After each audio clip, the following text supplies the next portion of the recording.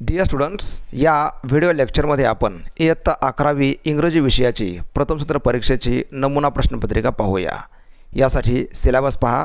Pros सेक्शनमधील 4 पाठ, poetry सेक्शनमधील 3 कविता, रायटिंग स्किल्समधील काही टॉपिक्स व ड्रामा सेक्शनमधील पहिले 2 पाठ म्हणजेच हिस्ट्री ऑफ ड्रामा आणि the rising of the moon यावर आधारित ही 50 गुणांची प्रश्नपत्रिका आहे. यासाठी 2.5 तास इतका वेळ असतो. प्रश्नपत्रिकेचे स्वरूप पहा. क्वेश्चन नंबर 1A या ठिकाणी एक सीन पॅसेज विचारलेला आहे, ज्यासाठी 12 गुण आहेत. क्वेश्चन नंबर 1B जो आहे नॉन टेक्स्च्युअल ग्रामर, यासाठी 4 गुण आहेत. यानंतर क्वेश्चन नंबर 2A हा आहे सीन पोयम, यावर आधारित तुम्हाला 5 प्रश्न विचारले जातील, यासाठी 10 गुण आहेत. तर पोएटिक अप्रिशिएशन हा प्रश्न 4 गुणांसाठी विचारला आहे. यानंतर क्वेश्चन नंबर 3A, B व C हे रायटिंग स्किल्सवर आधारित आहेत. या ठिकाणी ब्लॉग रायटिंग और फिल्म रिव्ह्यू यापैकी एकाचे उत्तर लिहायचे आहे 4 गुणांसाठी. यानंतर ईमेल रायटिंग और इंटरव्ह्यू क्वेश्चन्स यापैकी कोणता एक क्वेश्चन सोडवा, यासाठी सुद्धा 4 गुण आहेत. एक्सपेन्शन ऑफ आयडिया और स्पीच रायटिंग यापैकी एक प्रश्न सोडवा, यासाठी सुद्धा 4 गुण आहेत. यानंतर क्वेश्चन नंबर 4 हा ड्रामा सेक्शनवर आधारित आहे.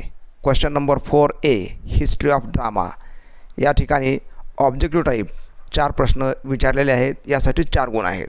तर the rising of the moon या एकांकिकेवर आधारित 2 प्रश्न आहेत, यासाठी पण 4 गुण आहेत.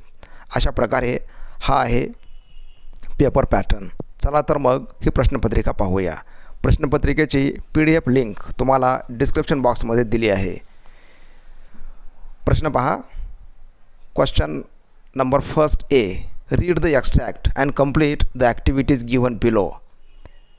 If we wish to maintain democracy not merely in form but also in fact, what must we do? या वाक्यावरून तुम्हाला समजलं असेलच की द पिलर्स ऑफ डेमोक्रेसी या पाठामधून घेतलेला हा उतारा आहे. हा उतारा 2 वेळेस काळजीपूर्वक वाचा व त्यानंतर तुम्ही प्रश्नांची उत्तरे लिहू शकाल. आता पहा. क्वेश्चन नंबर 1A हा क्वेश्चन आहे सेट ट्रू ऑर फॉल्स. परीक्षेमध्ये पूर्ण वाक्य लिहा व वाक्याच्या समोर फॉल्स किंवा ट्रू असा शब्द लिहिला पाहिजे. यानंतर A2 हा क्वेश्चन आहे पहा based on the extract. A3 म्हणजेच पहिले 3 क्वेश्चन्स हे असतात उतार्यावर आधारित. उतारापासून तुम्हाला याची उत्तरं लिहिता येतील. जर एखाद्या प्रश्नासाठी 2 गुण असतील तर त्याचं उत्तर कमीत कमी 2 वाक्यामध्ये किंवा 2पेक्षा 4-5 वाक्यात उत्तर तुम्ही इथं सांगू शकता. क्वेश्चन नंबर A4 हा असतो PRQ. त्याचं उत्तर तुमच्या मनाने तुम्ही लिहिलं पाहिजे. क्वेश्चन नंबर A5 हा आहे डू ॲज डायरेक्टेड, ज्याला म्हणतो आपण ग्रामर. आणि शेवटचा जो आहे write the meaning of the following words हा क्वेश्चन आहे बेस्ड ऑन व्होकॅब्युलरी. म्हणजे पहा पहिले 3 प्रश्न आहेत आधारित उतार्यावर, 4था प्रश्न आहे PRQ, 5वा आहे ग्रामर आणि 6वा आहे व्होकॅब्युलरी. असे एकूण हे 6 प्रश्न आहेत, यासाठी 12 गुण आहेत. यानंतर क्वेश्चन नंबर 1B हा आहे नॉन टेक्स्च्युअल ग्रामर यावर आधारित दिलेली ही 4 वाक्य पहा, यासाठी 4 गुण आहेत. यानंतर question number 2A read the extract and complete the activities given below. Seen पोयमपैकी एक पोयम या ठिकाणी घेतलेली आहे. There is another sky ever serene and fair.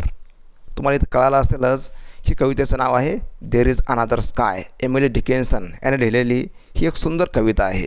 आता यावर आधारित तुम्हाला पुन्हा 5 प्रश्न विचारलेले आहेत, यांची उत्तरे तुम्ही लिहू शकता.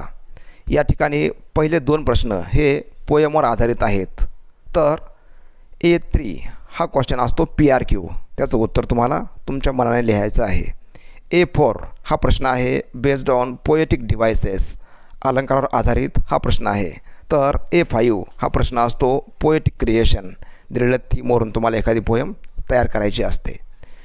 यानंतर क्वेश्चन नंबर 2B हा आहे पोएटिक अप्रिशिएशन. दिलेल्या लाईन्स वाचा व यावर आधारित अप्रिशिएशन लिहा, असा हा प्रश्न आहे. 8 years have passed since I placed my cherry seed in the grass. यावरून तुम्हाला लगेच समजतं की द चेरी ट्री यामधून घेतलेला हा भाग आहे. तर तुम्ही याचं अप्रिशिएशन लिहू शकाल. यानंतर question number 3 complete the activities as per the instructions given below. पहिला क्वेश्चन आहे पहा, ब्लॉग रायटिंग. त्याला ऑरमध्ये क्वेश्चन आहे रिव्ह्यू. या ठिकाणी विचारलेला आहे फिल्म रिव्ह्यू. यापैकी तुम्हाला जो योग्य वाटेल तो कोणताही एक क्वेश्चन तुम्ही सोडवू शकता. यानंतर question number 3B, email writing और इंटरव्ह्यू क्वेश्चन्स. यापैकी एक प्रश्न सोडवा. इथं तुम्ही कोणताही क्वेश्चन सोडवू शकता. यानंतर question number 3C, expression of idea किंवा स्पीच रायटिंग. यापैकी तुम्हाला जो टॉपिक ओळखीचा वाटेल यावर तुम्ही लिखाण करू शकाल.